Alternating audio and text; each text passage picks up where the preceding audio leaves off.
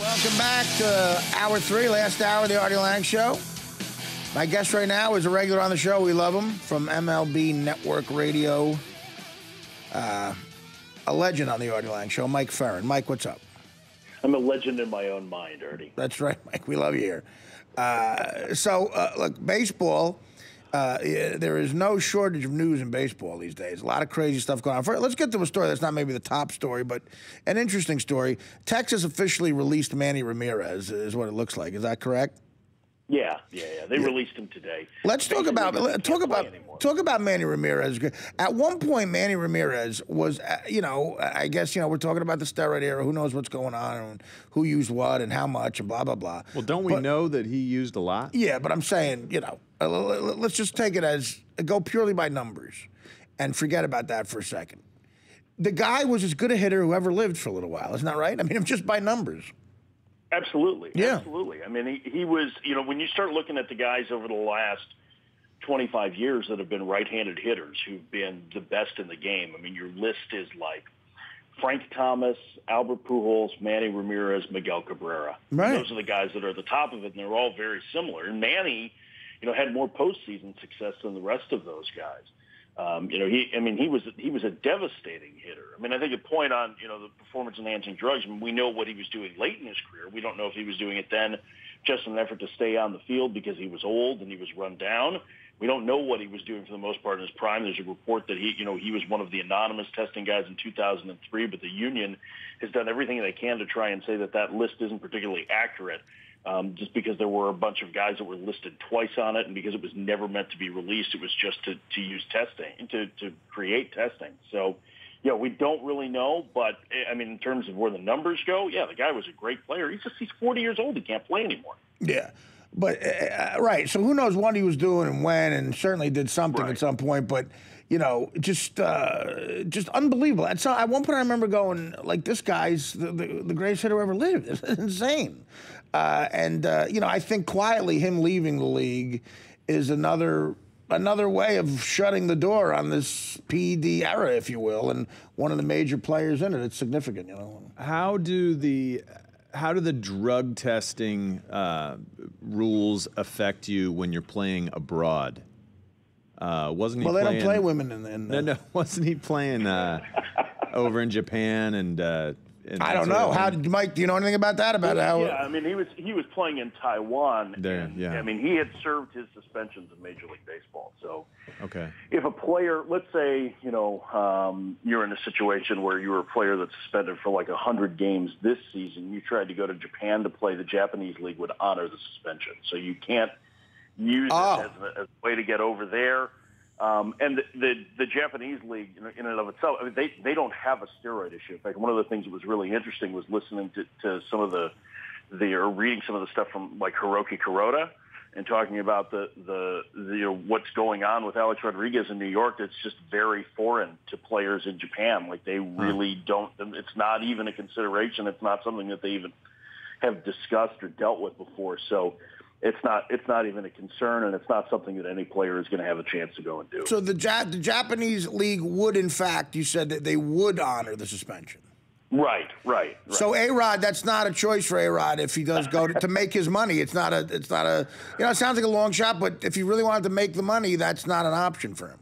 No, I mean, maybe he could find a third-rate league like at the end of 8 Men Out, where they see Jared Jackson playing in some bush league in South Hoboken Carolina or something like that. In Hoboken, New Jersey. Yeah. I swear it was him. Yeah, he put on a few pounds, but no, I mean, unless he's going to go, unless there's a league in like in the Middle East where they're just an emerging league and they want to throw them a ton of money, I can't imagine that's going to happen. I mean, the suspension thing is going to, an arbiter is going to hear the case and it's probably going to get reduced from what was offered, but it's still going to be significant, is my guess. I mean, even the union felt like there was a suspension that was warranted. So. Yeah, Mike Boschetti, speaking, before we let the Manny Ramirez thing go to bed, Mike, what is your favorite Manny Ramirez moment? No, I'm talking Mike Boschetti. No. Mike Boschetti. Not Mike Ferrin, Mike Boschetti, our announcer. Okay. Mike, what is your favorite Manny Ramirez moment in his career? I'm going to really be embarrassed with this one, guys. I don't know who the heck he is. Mike, you realize you're an announcer on a sports show. You realize you're an announcer on Can a I guess what sports team he radio plays show. for? Well, he doesn't play for anybody anymore. Okay. Well, I thought he's retired. Well, no, he's got to let go. I mean, he was one of the best hitters of the last 20 years. I'm past 1980. I'm done with sports, really. Mike, I apologize. Mike Ferrin. No, it's okay. It's okay. Thank you, Mike. You're not nice like guy. there's been televisions or anything over the last 30 years that would let you catch up on something like that or the internet. So. Hang on a second, Mike Ferrin. I have to take a pause because one of the funniest things ever is happening. What are you guys doing? I'm watching my two producers decide whether or not they can go in front of the camera to give me something. Do you want to give me something, Dan? Give it to me. They did that last night, God, too. they have the fear of God in you guys. This is a big story. This is a big story, Mike. On camera. You don't want that. Right, exactly. No. This is a big story, though, I think. Jack Clark, the ex-player, was fired after comments about Albert Pujols. Did you see this? I didn't know that he was fired. Yeah, now explain what happened here, Mike.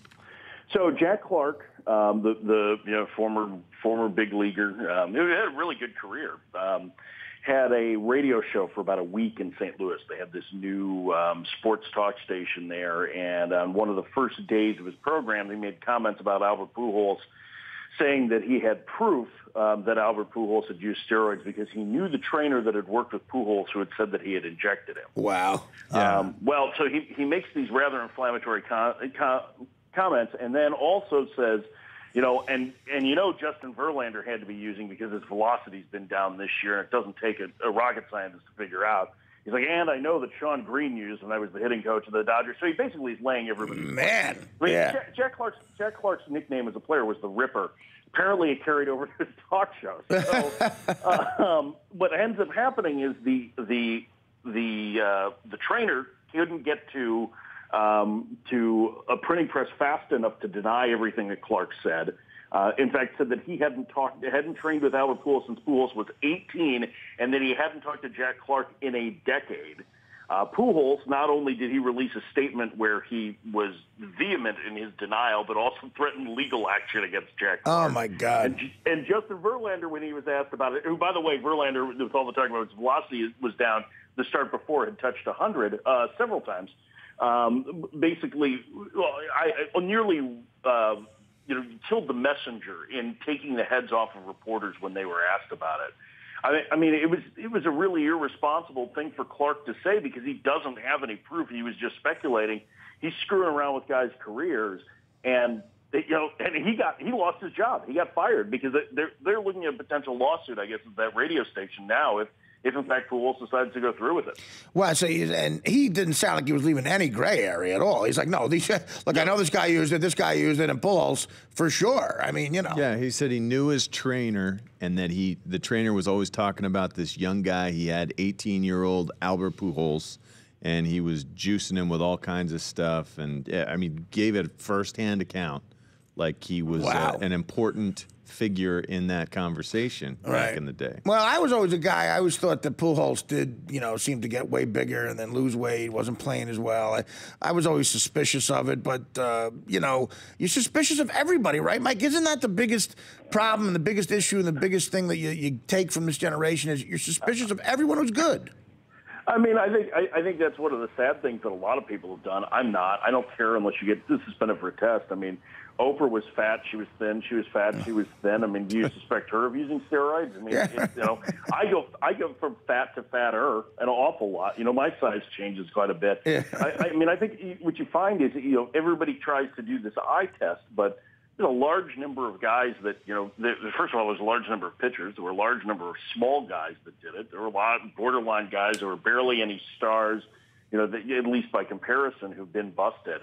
I mean, we can try and play that game, and you can try and guess on all of it, but to me, it kind of reeks of, kind of steroid McCarthyism. I mean, you're just trying to make everybody guilty by association, and really, I'm tired of it. I mean, I have steroid story fatigue, guys. To be perfectly honest, me too. It's crazy. I know. Tired of the stories because it all ignores the fact that they have done more in the last 7 years to clean this up than any other sport has done, any other professional sport in North America. Yeah. You never hear of these problems. Everybody talks about all these guys are beating tests in in Major League Baseball. You really think the NBA is clean?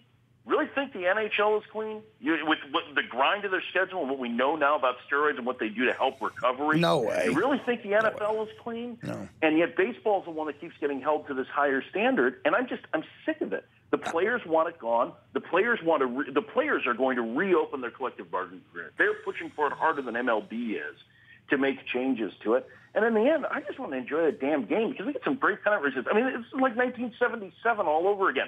Pittsburgh, Kansas City, Baltimore, they're all relevant. Yeah, I don't think most slow pitch softball leagues in this country are clean. I think it's rampant, and right, baseball is paying the price for it, popularity wise, and a lot of these guys are now with their legacies, and they're doing more to clean it up than anybody. You're right, but again, this guy Miguel Cabrera, I'm a Yankee fan. We just had him here in New York, hitting home run after home run there over Rivera. It looks like he's got a big beer gut, but when a guy that's good, you go, okay, Triple Crown, maybe another Triple Crown. It takes away from what he does. You go, is this guy using it? It really sucks. I want to like Cabrera, and I don't want to think about the steroids. But I mean, what can happen? I mean, what can they do to change your perception? Is your perception always going to be that, regardless of what happens? I know. Based on what happened. Yeah. And is it because I think a lot of it is because we've been fast and loose. And I'm going to use we as the media. We were so caught up in the story and not being there to report it, not being there to save the game, at least those who are moralizing it, that I think that they've played a little bit fast and loose with the facts of what it's actually done. I mean, how many of these records that fell in the 90s were actually influenced by steroids? How many of them were influenced by really good baseball players? It's a question we don't know, but we keep trying to couch it under this idea of stuff that happened 15 and 20 years ago. And because guys occasionally get busted, and again, I mean, it's like, we're even with 12 guys that got popped with the biogenesis stuff. I mean, you're talking about like 3% of the players that are tested in the major league program because they test everybody on a 40-man roster.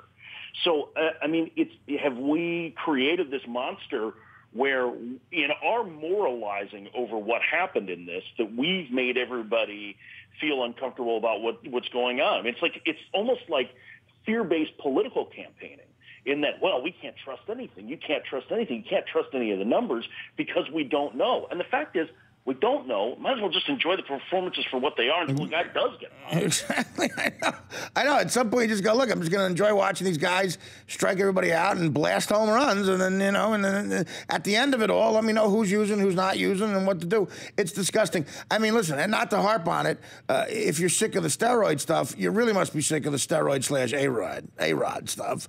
I mean, that just doesn't go away. Give me what you think. How's this going to end? Is he going to just take this all the way and just keep playing and keep hitting 250 and collecting $30 million a year for doing it?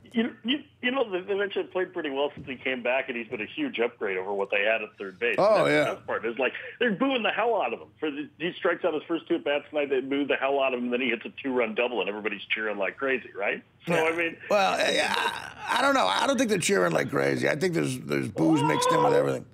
Or some pretty good cheers on the double. When he homered the other day, there were more cheers than boos, certainly. But yeah. I definitely think he plays it out. The one thing I will say about the A-Rod story is that because for whatever reason, and I think part of it's his personality, there's just always something else that's part of it. Like him going to meet with Victor Conti, the Balco guy, for legal supplements. Right. Like waiting in the car while Bill Romanowski goes in to meet with Victor Conti. And then today he apparently, hired the attorney who did the Vandersloot case in Aruba or whatever. Yeah, the guy reps all the popular people. Right. All this, the steeziest people. I mean, even the story about him finding the guy in a Hoboken who was the doctor to say that he wasn't hurt, even though the doctor had never examined him. Right, unbelievable. It's taken on an almost parody quality that just I think makes it hilarious. I mean, that's the thing is that like the steroid part I don't care about, but the ancillary stuff is really funny. Yeah, no, it is, and I think he plays it out. I agree with you, and the rest of it is such. It's like clown circus type stuff. Could you go into the Romanowski thing? Because he was a teammate of mine, and I hadn't heard about that. What exactly happened? So, Romanowski worked with Balco when they did I had a product I want to say like 15 years ago Jesus, it might be closer to 20 now, called ZMA. It was the zinc thing, and Bill used to do the commercials for it, or all the interviews he'd do with the hats that had the zinc thing on it. So Victor Conte, who ran Balco, he was the guy that, kid started distributing the cream and the clear and ended up spending time in jail for creating all that stuff. Had known Romanowski for years. I can't remember if he may have been, I don't remember if his name was ever publicly linked to anything, but he was part of the grand jury testimony, I know, for Balco. Oh, yeah. Romo, big time. Yeah, right. So I remember. I'm just trying to be careful because I can't remember exactly what was said with it, because I just don't pay attention to fact. I don't remember my football training at this point. So what Victor Conte has been doing the last several years is he has been developing legal supplements. In fact, what was really funny is and he ended up getting popped for steroids last year, but Marlon Byrd had been training with Victor Conte. There was a big Real Sports story on it. Conte was trying to, has reformed and is doing these legal supplements and is talking a lot about how guys are beating the system and trying to offer help and all of this, right? So he's got these legal supplements, and in 2012, Alex Rodriguez is looking for legal supplements. Right. So apparently, I don't know the whole backstory, but apparently he called on Bill Romanowski to help him get in touch with Victor Conte. Okay. And basically, sat in the car while Romanowski went in, got Conte, then went in, had a meeting with him, and then took supplements for 3 months. But Bill Romanowski was the go-between between Alex Rodriguez and Victor Conte. I mean, it's interesting. Strange. So those are supplements that are technically legal because they just don't test for them yet. They just don't even know what those substances are. That's what you take from that, sure. Yeah. Well, I'm not even sure that it's not that they don't test for them. This is stuff that's kind of over the counter available. I mean, Conte's not hiding what it is. So it's got to have. It's probably not laden with testosterone or whatever. I think they're protein-based shakes or whatever it is, or protein-based supplements. And so it's a little bit different in that regard. So I don't think it's necessarily like he's the mad scientist who's trying to beat the test. Romo is, though. Yeah, Romo is the master at that kind of thing. And he is going to be on the cutting edge of whatever you can do to eke out anything extra from your body. He's just amazing. I mean, you understand it, though, too. I mean, it's... there's this competitive edge, right? I mean, some of this with a guy like Alex Rodriguez, I think we can safely say it's confidence, right? I mean, baseball's a hell of a sport in that it saps your confidence. And if you have low self-esteem and you play this game, you're looking for any edge you can to make you feel like you're playing better.